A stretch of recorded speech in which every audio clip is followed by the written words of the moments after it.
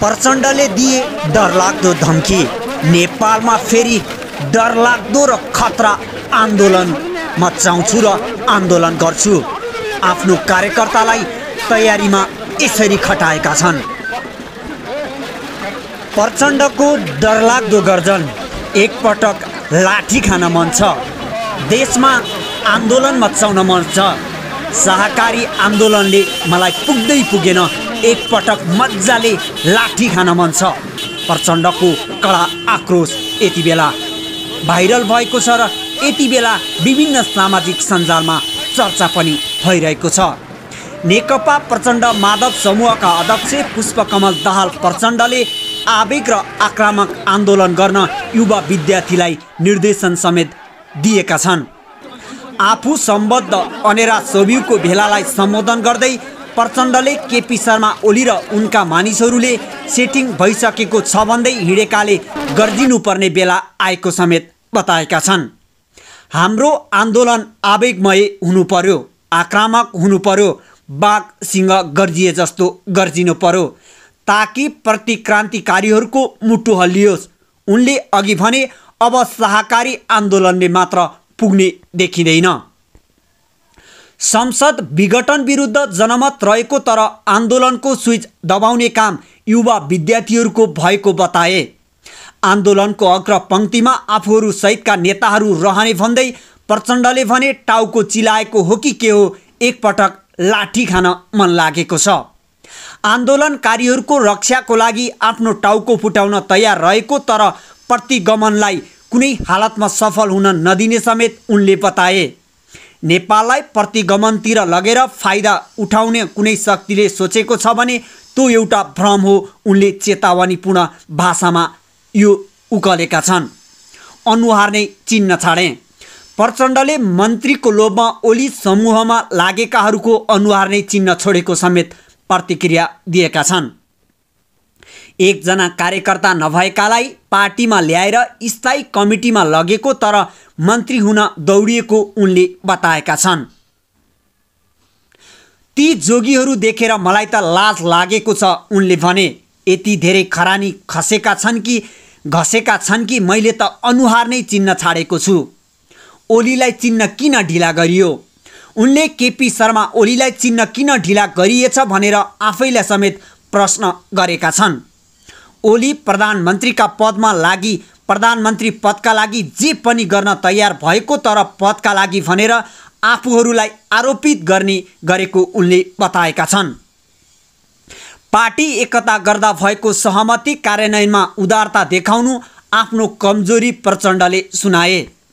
संविधान बनाउने क्रममा समानुपातिक समावेशी लगायत परिवर्तनका एजेन्डाको विरोध गरेका ओलीलाई आफैले कमरेड संविधान बनाऊ, म तपाईलाई प्रधानमन्त्री बनाउन प्रस्ताव गर्छु भनेर पनि खुरुखुरु तयार भएको उनले सुनाए। तत्कालीन एमालेको बैठकमा आफ्नो धुवाँधार गाली गरेको 2 दिनपछि आफूले पार्टी एकताको प्रस्ताव गरेको भन्दै उनले भने प्रधानमन्त्री फेरि तपाईलाई नै बनाउँछु नि भनेपछि हुन्छ कमरेड, म सकारात्मक रूपले सोच्छु भन्नुभयो। सहकारी आन्दोलनले भएन, एकपटक लाठी खान मन छ प्रचण्ड। ध्यान दिएर यो भिडियो हेर्नुहोस्। मलाई किन के चिलाएको टाउ चिला हो के हो, मलाई लाठी खान मन छ यो पटक।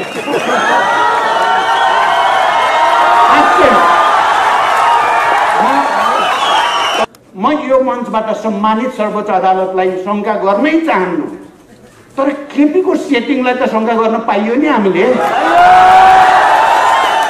म तपाईहरुको टाउको रक्षाको लागि आफ्नो टाउको फुटाउन तयार छु भनेर तपाईहरुलाई भन्न चाहन्छु। अब हाम्रो आन्दोलन अलिकति आवेगमय हुन पर्यो, अलि जुझारु हुन पर्यो, अलि आक्रामक हुन पर्यो। त्यो चाहिँ लाज लागेको छ हेर्नु ती जोगीहरू देखेर। यति धेरै खरानी भइसकेका छन्, अनुहारै चिनिँदैन। तिनको मैले अनुहारै चिन्दिनँ क्या आजभोलि। ती खरानी भन्नु सबभन्दा बढी खरानी तिनले घसेका छन्। बाघ र सिंह गरिया जस्तो हुन पर्ने भयो। यी प्रतिक्रान्तिकारीहरूको मुटु फर्किन पर्यो। प्रतिक्रान्तिहरूको मुटु हल्लिन पर्यो। यो संविधान जारी गरी घोषणा गरेका छौँ। पहिलोचोटि सार्वभौम नेपाली जनताको संविधान भयो। पहिलो पटक नेपालको इतिहासमा जनताले मात्रै, इतिहासको निर्माता जनता हो, अरू कोही होइन। हामी भित्र घृणा छ प्रतिक्रान्तिकारी प्रति र हामी उनीमाथि जाई लाग्न चाहेका छौँ। उनी त हिजो यो संसार तिमीहरूको पनि हो, हाम्रो पनि हो, तर अन्तिम विश्लेषणमा तिमीहरूकै हो भन्ने मार्क्सवादी विश्लेषणलाई अगाडि राख्दै हाम्रो आशा भरोसा तपाईहरुमा छ। हामीले जनवादी क्रान्तिको जे जति सक्यौं त्यसको नेतृत्व गर्यौं र नेपाललाई संघीय लोकतान्त्रिक गणतन्त्रसम्म ल्यायौं। अब तपाईहरुको काँधमा समाजवादी आन्दोलनको जिम्मेवारी लिने उत्तराधिकार बन्ने ऐतिहासिक अभिभारा छ। हाम्रो आशा भरोसा तपाईहरुमाथि छ भनेको थिए। आज फेरि तपाई विद्यार्थी साथीहरुसँग बस्दै गर्दा जति बेला आज हाम्रो संविधानमाथि प्रहार भएको छ, बडो निर्मम तरिकाले, निरंकुश ढंगले प्रहार भएको छ। संघीय लोकतान्त्रिक गणतन्त्र र 7 दशक लामो संघर्ष र बलिदानको इतिहासबाट प्राप्त भएका उपलब्धिमाथि छुरा प्रहार गरिएको छ र त्यसको प्रतिवादमा हामी उपस्थित छौं।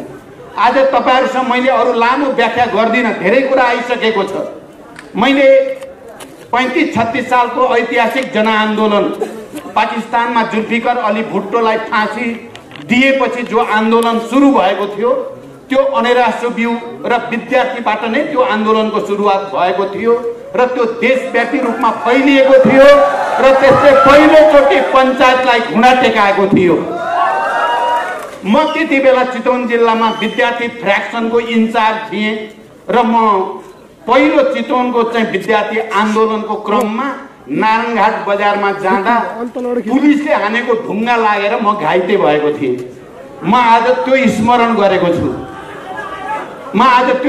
गरेको छु र मैले सँगसँगै 62-63 को ऐतिहासिक जनआन्दोलनको तयारीका सन्दर्भमा 7 राजनीतिक दलले गरेको आन्दोलन, खास गरी संसद पुनर्स्थापनाको निम्ति भनेर गरिने आन्दोलनमा गिरिजा प्रसाद कोइराला जस्ता शीर्षस्थ नेतामाथि पुलिसहरूले लाठी प्रहार गरेर उहाँको टाउकोबाट रगत आएको सम्झेको छु।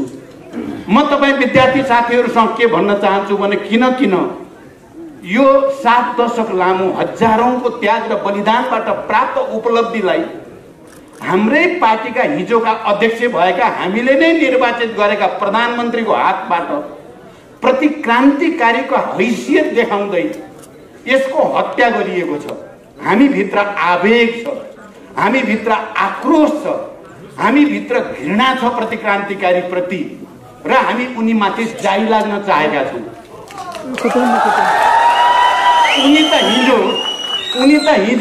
उनी कस्तो मान्छे रहेछन्? उनी त हिजो जति बेला हामी राजतन्त्रका विरुद्ध, निरंकुश तन्त्रका विरुद्ध आन्दोलनको आँधी हुरी ल्याउँदै थियौं, यहाँ अघि नै कुरा आइसकेको छ। आन्दोलन, जनआन्दोलन जनताको निम्ति उत्सव हुन्छ, त्योहार हुन्छ। त्यो ठूलो परिवर्तन, जनताको पक्षमा परिवर्तनको ऐतिहासिक आधार हुन्छ। त्यति बेला नाच हुन्छन्, गाना हुन्छन्, जुलुस हुन्छन्, नारा हुन्छन्, आवेग हुन्छन्, निरंकुश तन्त्रका विरुद्ध प्रतिरोध हुन्छन्। तर केपी ओली त्यति बेला रुँदै हुनुहुन्थ्यो। आन्दोलन गर्न हुँदैन, गणतन्त्र आउन हुँदैन, बैलगाडाबाट नि कहीँ त्यस्तो गर्न सकिन्छ भनेर रुँदै हिँड्नुहुन्थ्यो। तपाईँ हामी लाखौंको संख्यामा सडकमा पोखिँदा जनयुद्ध र जनआन्दोलनलाई मिलाएर एउटा नयाँ इतिहासको रचना गर्ने कर्म गर्दै गर्दा उहाँ रुँदै हुनुहुन्थ्यो। आज उहाँले हामीले त्यति लामो संघर्ष र बलिदानबाट बनाएको संविधान, संघीय लोकतान्त्रिक गणतन्त्रमाथि निरंकुशताको बुट बजार्नु भएको छ र उहाँ हाँस्दै हिँड्नु भएको छ। उहाँ कमेडीको जस्तो कमिक देखाउँदै हिँड्नु भएको छ। हामी त्यसो गर्न सक्दैनौँ। हामी नेपाली समाजमा, तपाईँ हामी सबैले र मानव जातिकै इतिहासमा पनि विवाह भयो, खुसियालीको क्षण भयो भने नाचगान, रमाइलो, कमिक, ठट्टा मजाक हुन्छ। तर बाउ मरेको या आमा मरेको या घरमा केही दुःख भएको बेलामा गाउँले सबै मिलेर सान्त्वना दिने, पीडा, यदि हत्या भएको भने हत्याराका विरुद्ध आक्रोश, आवेग र त्यसलाई कारबाहीको निम्ति आन्दोलन गर्ने यो संस्कार हुन्छ। तर हाम्रो केपी ओलीजी मलामी जाने बेलामा हाँस्दै हिँड्नु भएको छ, जन्त जाने बेलामा रुँदै हिँड्नु। यस्तो मान्छेलाई कसरी स्वाभाविक मान्छे भन्न सकिन्छ? सहज दिमागको मान्छे हो त? उहाँले ठट्टा मजाक, आज मैले बिहान एउटा मिडियामा हेरेँ, यही मञ्चबाट अस्ति काठमाडौँको एउटा प्रशिक्षण भेलामा मैले भनेको थिएँ त्यहाँ हाँसो ठट्टाको बारेमा। उहाँले आज कहाँ बोल्नु भएको भनेर हेरेँ मैले हँसाएको उहाँलाई के को पिर भनेर भन्नुभएको। तपाईँले कति सक्नुहुन्छ हँसाउनुहोस्, त्यसमा पिर गरेको होइन। देश रोएको बेला तपाईँ हाँसेको देखेर आक्रोश आएको हो। देशमा रोएको छ, देश चिन्तामा छ, देश पीडामा छ, जनता पीडामा छन्। के बुद्धिजीवी, के पत्रकार, के मानवाधिकारवादी, के संविधानविद, के कानुनविद, के विद्यार्थी, के युवा, के महिला, के किसान, के मधेसी, के पहाडी, के हिमाली, कोही अहिले यो संसद विघटनको पक्षमा छैन। केपी ओलीको गुट र उनीसँग लोभ लालचमा केही नयाँ जोगी भनिन्छ नि हामी, मलाई त लाज लागेको छ हेर्नु ती जोगीहरू देखेर। यति धेरै खरानी भइसकेका छन्, अनुहारै चिनिँदैन। तिनको मैले अनुहारै चिन्दिनँ क्या आजभोलि। ती खरानी भन्नु सबभन्दा बढी खरानी तिनले बसेका छन्। अब कहिलेकाहीँ मलाई आफैलाई देखेर पनि हैरान हुन्छु।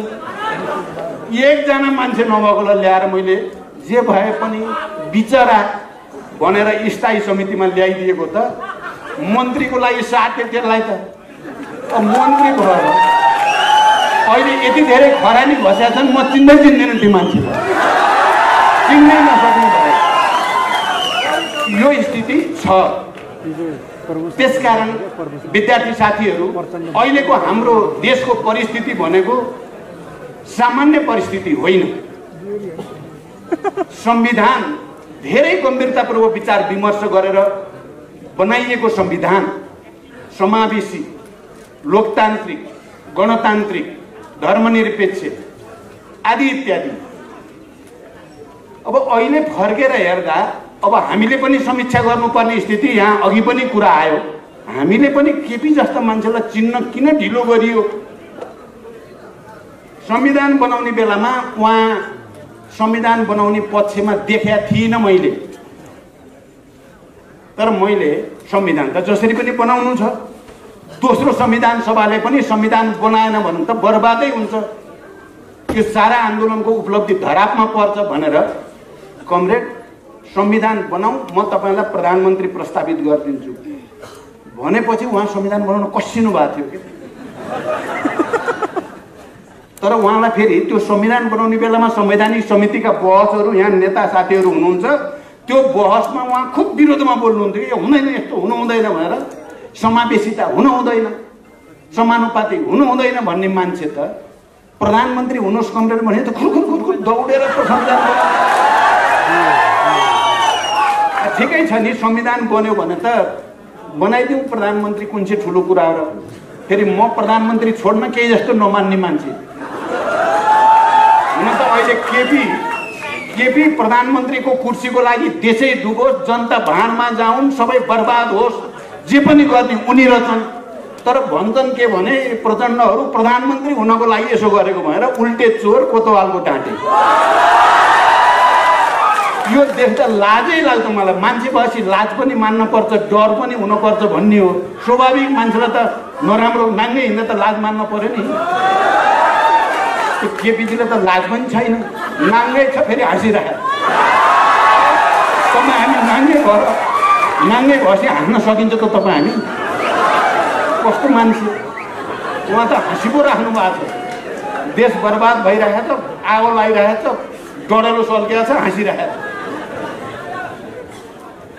अनि यो पार्टी एकता गर्दा पनि मैले देशमा अब एउटा बलियो राष्ट्रिय एकता, राजनीतिक स्थायित्व अनि बलियो कम्युनिस्ट पार्टी, शक्तिशाली कम्युनिस्ट पार्टी, त्यसपछि समाजवादतिरको यात्रा, गर्नको लागि एकताको प्रस्ताव लिएर त म गएको हो उहाँ कहाँ। उहाँ एकतामा रुचि होइन। यहाँ झलनाथजी हुनुहुन्छ, भीमरावजी हुनुहुन्छ, सुरेन्द्रजी जानुभयो। स्थायी समितिका कमरेडहरू त्यति बेला पूर्व एमालेको 2 दिन अगाडि एमालेको स्थायी समितिको बैठकमा केपीजीले धुवाँधार किसिमले म लगायत मैले नेतृत्व गरेको समूहलाई गाली गर्नुभएको रहेछ। त्यो प्रमाणित रूपमा थाहा पाएँ मैले। 2 दिनपछि मैले वाम गठबन्धन गरौँ, पार्टी एकता गर्ने सङ्कल्प गरौँ भनेपछि उहाँ बोल्नु भएको थिएन। म आज फर्केर हेर्छु कि त्यो दृश्यलाई, त्यो दृश्य यसो स्मरण गर्न खोज्छु। धेरै पनि नबोलेपछि मैले प्रधानमन्त्री तपाईँलाई नै बनाउँछु नि मैले फेरि पनि भन्ने बित्तिकै हुन्छ कमरेड, म सकारात्मक रूपले सोध्छु भन्नुभयो। त्यसपछि यो रियालिटी यही हो। तपाईँ इतिहास जति अध्ययन गरे पनि अनुसन्धान गरे पनि तथ्य यही हो। तर अहिले सायद हामीले केही कमजोरी गऱ्यौँ। एकताका बेलामा भएका सहमति कार्यान्वयनमा मेरो उदारता, मेरो अलिकति भावुकता, उनको चाहिँ फेरि धुर्ते के गरेर अहिले सम्झिँदा त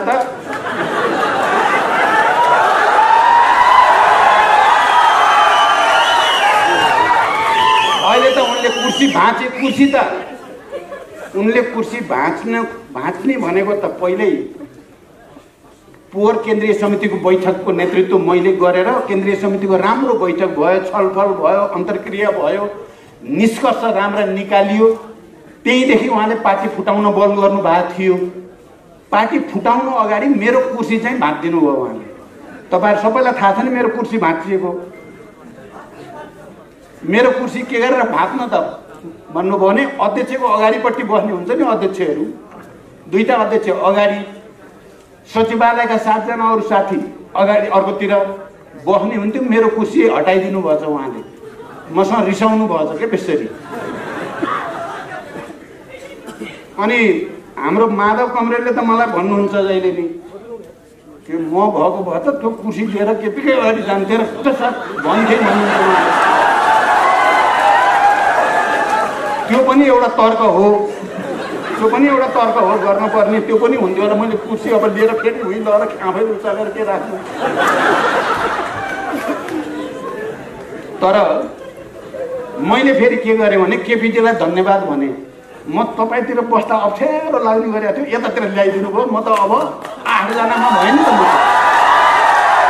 मलाई त अब सबै पीडितहरूको पक्षमा धकेलिदिनु भयो। त्यसकारण धन्यवाद तपाईँलाई भने मैले। यो मेरो सङ्घर्ष गर्ने तरिका भयो। अब यो सबै हेर्दा अहिले जसरी उहाँले संविधानमाथि प्रहार गर्नुभएको छ, एउटा पार्टीको नेताले पार्टीभित्र छलफल भएर अल्पमतमा आफू परिसकेपछि सजिलै छोडिदिए त केही पनि हुने थिएन नि। पार्टी फुट्ने पनि थिएन, संविधान केही हुने पनि थिएन भनेपछि उहाँ त हिजोकै ठाउँमा, बयलगाडाकै ठाउँमा हुनुहुँदो रहेछ। बयलगाडाबाट 1 इन्च अगाडि बढ्नु भएको रहेछ। त्यसो भएर उहाँले सङ्घीय लोकतान्त्रिक गणतन्त्रलाई र यो राष्ट्रलाई नै धरापमा पार्न अब को विदेशी शक्तिसँग लम्पसारवादी उहाँ हो, हामी होइन। त्यसकारण कमरेडहरू यो परिस्थितिको हामीले सामना गर्नु परेको छ। अब हाम्रो आन्दोलन अलिकति आवेगमय हुन पर्यो, अलि जुझारु हुन पर्यो, अलि आक्रामक हुन पर्यो। त्यो चाहिँ भेजिटेरियन जस्तो हुनु भएन क्या। अलि आक्रामक, अलि बाघ र सिंह गरिया जस्तो हुन पर्ने भयो। यी प्रतिक्रान्तिकारीहरूको मुटु फर्किन पर्यो, प्रतिक्रान्तिहरूको मुटु हल्लिन पर्यो। त्यस्तो आन्दोलन चाहिएको छ कमरेडहरू। मैले अहिले युवाहरूलाई पनि भने अब तपाईँहरू आक्रामक ढङ्गले आउन जरुरी छ। तर त्यसो भनेर हामी बुढै त भइया छैन साह्रै त। तर मैले त्यहाँ पनि भने, यहाँ पनि भन्छु, भोलि पर्सि 9 गते हामी अलिकति मेसिभली जाने सोचेका छौँ। तपाईँहरूले सुनिसक्नुभयो। अग्रपङ्क्तिमा हामी हुन्छौँ र म हिजो गिरिजा बाबु अथवा माधव झलनाथजीहरूले लाठी खाए जस्तै मलाई किन के चिलाएको, टाउ चिला हो के हो, मलाई लाठी खान मन छ यो पटक।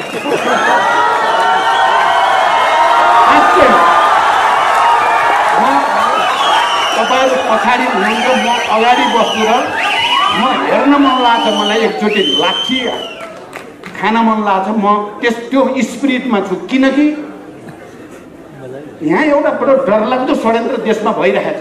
कमरेडहरू, युवा साथीहरू, तपाईँ युवाहरूको काँधमा निकै ठुलो ऐतिहासिक जिम्मेवारी आएको छ।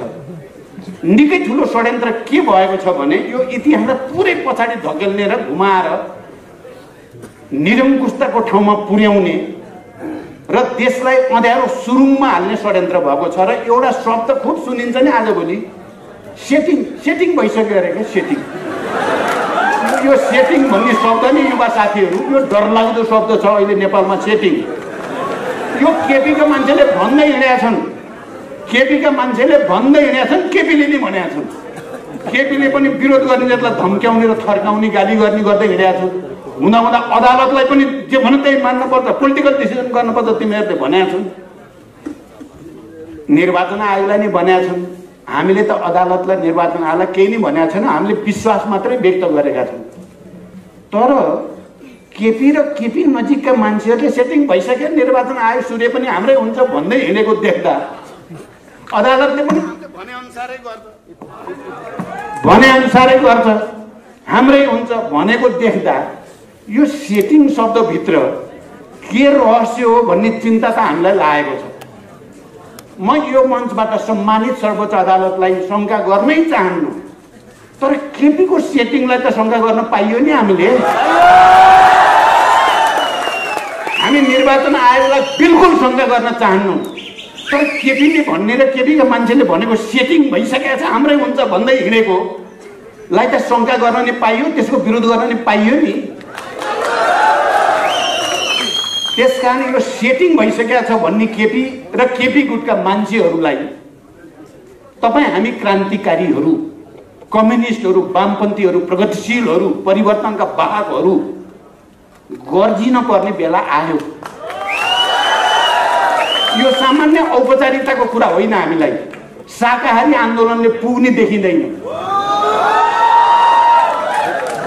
त्यसले पुग्दैन, त्यसलाई त उनले बन्नेवालै छैन। शाकाहारी त हामीले पार्टीभित्र कति गरियो, कति बैठक बोलाइयो, कति हामी 5 जना सचिवालयका नेताहरू, 3 जना पूर्व प्रधानमन्त्री, 2 जना पूर्व उप प्रधानमन्त्री, सचिवालयका वरिष्ठ नेताहरू गएर लौ न बैठक राखिदिनुहोस् भन्दा महासचिवलाई तोक आदेश लगाएर विधि प्रक्रिया अनुसार गर्नु भनेर मन्त्रीले सचिवलाई तोक लगाए जस्तो लगाउने मान्छे त्यो शाकाहारीलाई सुन्छन् भन्ने लाग्दैन मलाई। त्यसकारण यो ऐतिहासिक घडीमा हामी छौँ। हामीले राहत दिन्न भनेर केही समय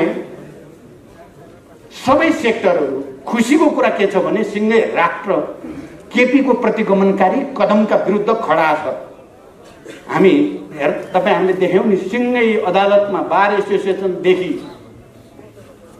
पूर्व प्रधान न्यायाधीशहरू प्राय सबै, पूर्व महान्यायाधिवक्ताहरू प्राय सबै,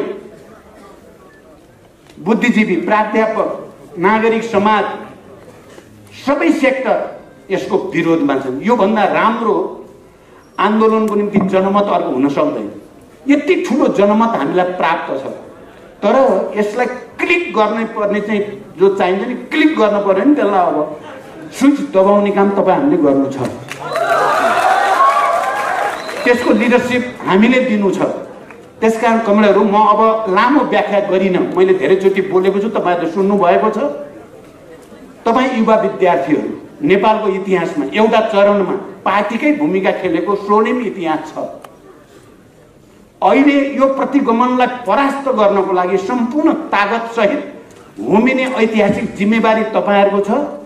म तपाईँहरूको टाउको रक्षाका लागि आफ्नो टाउको फुटाउन तयार छु भनेर तपाईँहरूलाई भन्न चाहन्छु।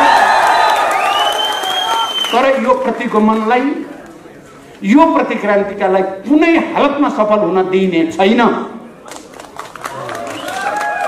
कुनै हालतमा सफल हुन दिइने छैन।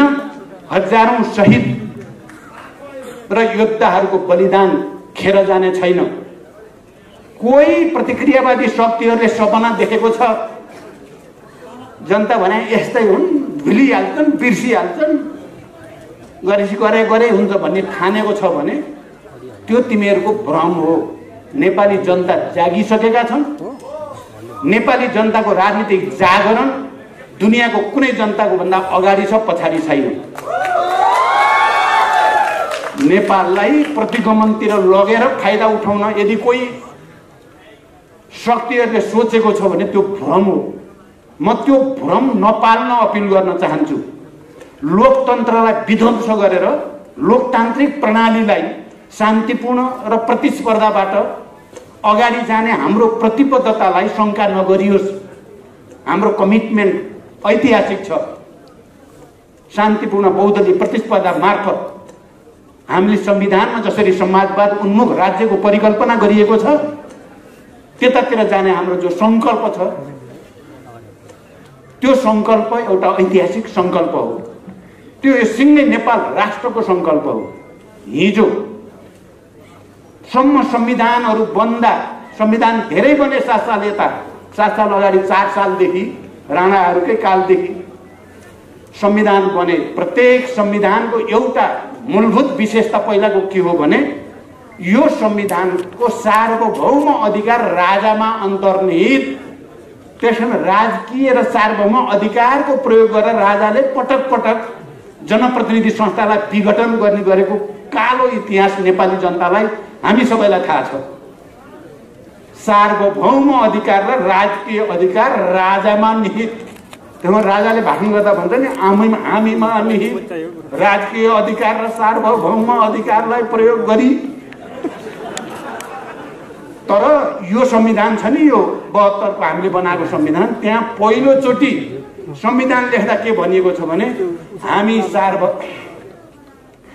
सार्वभौम नेपाली जनताले आफ्ना प्रतिनिधि मार्फत यो संविधान जारी गरी घोषणा गरेका छौं। पहिलोचोटि सार्वभौम नेपाली जनताको संविधान भयो पहिलो पटक नेपालको इतिहासमा। आज त्यो सार्वभौम संविधान निर्माता जनतालाई फेरि रैती बनाउने गरी श्री 3 महाराज धीराज जस्तो गरी केपी ओलीले हामीमा निहित मनोभावना र इच्छा अनुसार लाजो मर्नु, योभन्दा लाजो मर्नु केही हुन्छ? त्यसकारण यसलाई छुट दिन सकिँदैन कमरेडहरू। अब हामी त 60-70 को दशकतिर लागियो। अब जीवनको उत्तरार्धतिर तपाईहरु त भरभराउँदो भर्खर उदाउँदो सूर्य जस्तो हुनुहुन्छ। हाम्रो आशा भरोसा तपाईहरुमाथि छ। हामीले तपाईहरुलाई केही दिएर छोड्ने, राम्रो चीज दिएर छोड्ने, कम्तीमा पनि संघीय लोकतान्त्रिक गणतन्त्र दिएर छोड्ने, धर्मनिरपेक्षता दिएर छोड्ने, समावेशी समानुपातिकता दिएर छोड्ने, अनि समाजवादतिर यात्रा सुरु गरेको, सामाजिक न्याय भएको, जनतालाई राहत दिने, सुशासन दिने एउटा प्रणालीको गोरेटो कोरेर छोड्ने इच्छा हो हाम्रो। तर केपी ओलीको अहंकार, दम्भ र निरंकुशताले नेपाली जनताको यो आशा आकांक्षालाई कुठाराघात गरेको छ। यसलाई असफल पार्ने हाम्रो सबै संवैधानिक संस्थाप्रति हाम्रो अहिले केही गुनासो र अविश्वास छैन। गलत फैसला भयो भने के गर्ने त्यति बेलै सोचौँला। तर हामीलाई सबभन्दा बढी भरोसा जनतामाथि नै छ। जनताले मात्रै, इतिहासको निर्माता जनता हो, अरु कोही होइन। जनताले सडकबाट नै ठुलठुला फैसलाहरू गरेको छ। जनताले संघर्षको मैदानबाट नै ठुलठुला तानाशाहहरूलाई गलत्याइदिएको छ। राजा महाराजाहरूका चाहिँ श्रीपेजहरू निकालेर फुटबल खेलेको इतिहास छ।